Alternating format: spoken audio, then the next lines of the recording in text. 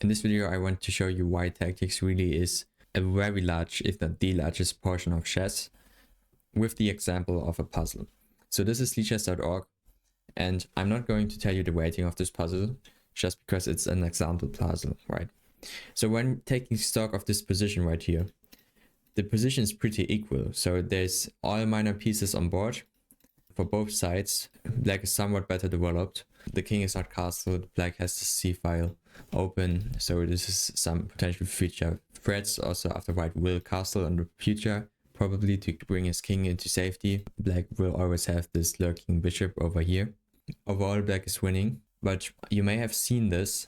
There's two attackers on the d5 pawn, while only the queen on b3 defends it. And so black has taken this pawn, which actually is a fatal and game deciding mistake. Well, it's not necessarily game deciding, but so under normal circumstances it will be. Do you see the winning move in this position? Let's look for it together. So it's checks, captures, and attacks. Basically it's threats. What threats do we have that are immediate?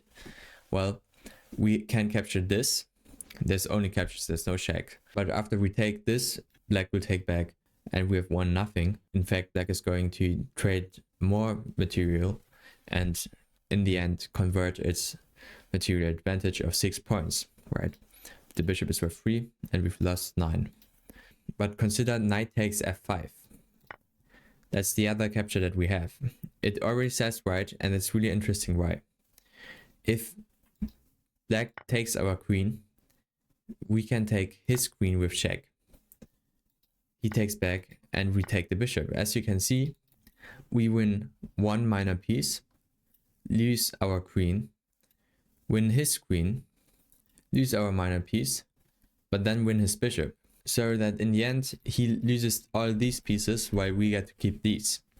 Therefore, we are up one minor piece and basically have won the game if we don't make any other errors ourselves. So knight takes f5 works if black takes our queen. But what about if black takes with the pawn? Well, in this case, we still have won a minor piece with the move, you guessed it, rook takes d5. And now the queen is going to have to go somewhere.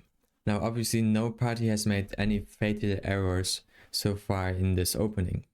And yet, white is winning just because they have a wrong capture of black. It really goes to show how strong these tactics are and how important they are in the turning event of the game. Hikaru has talked about this himself.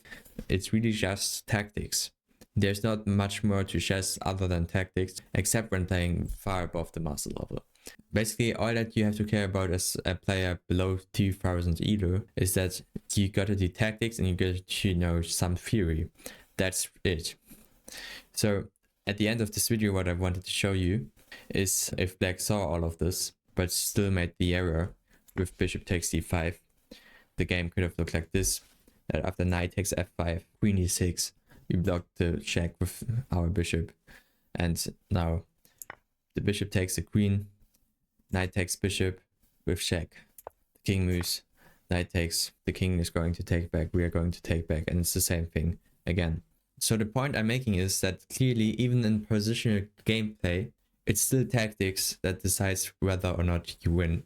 It's still the tactics that decide whether or not you can do something with a position and whether or not you can see that you don't make a fatal error. Because the only thing that black did here is it took a seemingly hanging pawn. There seems nothing wrong about this, yet one tactical error and the opponent is winning. Moving on to another point, what I'm working on right now is I'm building a chess improvement system in Notion. If you know Notion already, that's great. If you don't, it's basically a software where you have templates and stuff, and you can kind of build your own sheets and databases. It's kind of like Excel, but more suitable for your personal use. It's a mix between Excel and your Node app, basically. So that's what I'm working on right now. If you don't want to miss that, then I advise you to subscribe to this channel. You can support me on Patreon if you want to. It's also for free. You can check out some puzzles that I have on Patreon. I will link the post of those in the description. It's for free. You don't have to pay anything. Subscribe to the channel if you're new. Bye.